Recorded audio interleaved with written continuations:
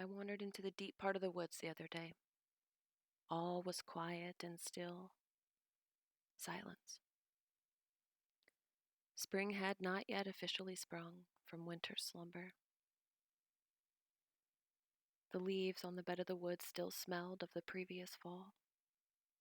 Yet the temperature was perfect. Not too hot and not too cold. Life still appears to be in its frozen hibernation, I thought to myself. However, appearances aren't always an accurate reflection of what actually is, are they? I soon came upon a fallen tree, split halfway up the trunk as the highest part of its slope hung about 6 feet in the air. It was perfectly wedged in between two standing ones. It whispered to me subtly, "Come, climb up here and let me hold you for a little while." And I did just that. I silenced the head noise. I stilled the body movement, and I fell shamelessly into her arms. I closed my eyes as I comfortably rested on this thick and supportive tree as I laid back. After a moment or two, I began to see many beautiful and vibrant colors. Wisps and spirals and weaves of beautiful geometrically shaped light beams danced about freely behind my closed eyelids. I then felt a pull from deep inside my core to surrender and let go even more. I soon became lost in that moment, in that nurturing, in that love. I don't even know how long I was sitting there like that, but what I do know is, when I finally opened my eyes, I was looking at the sky, and there were two eagles soaring directly above me.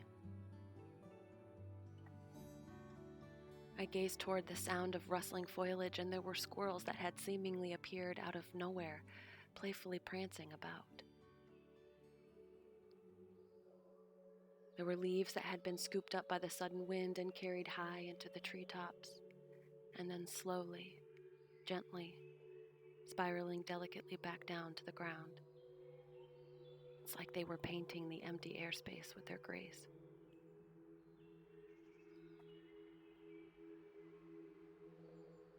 There were now audible and familiar songs coming from distant birds echoing in my ear. I noticed among the dead leftover leaves that there were tiny little white flowers sprouting through as they surrounded a neighboring tree. I had failed to take notice of them before.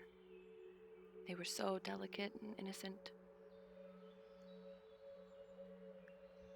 I saw a ladybug crawling up my jean leg, and I noticed the ants that had taken up this log as their home.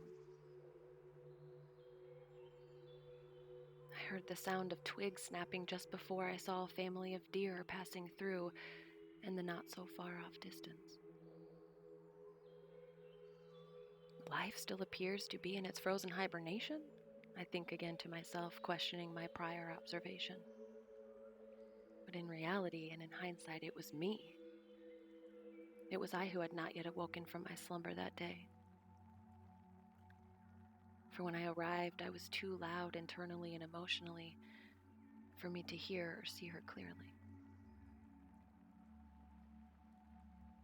Nature, though she welcomed my busied presence, reached into my depths, opened my eyes, and revealed to me a spark.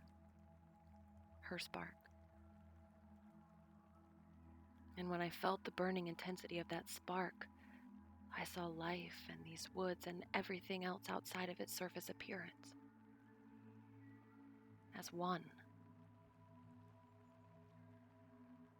Life is always awake and beautiful, I said as I internally corrected my previous faulty perception.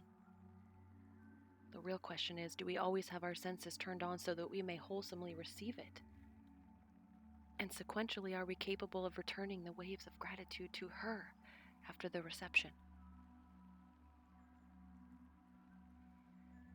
Nature taught me the other day, even more profoundly than I had already conceived, that one, appearances aren't always what they seem, and two, Nature really does have a way of soothing our vibration right back into homeostasis if we're open. So allow yourself to feel, allow yourself to heal, and allow life to awaken within you so that you may sense it on a deeper and deeper level all around you. Life, always awake, even when it appears not to be.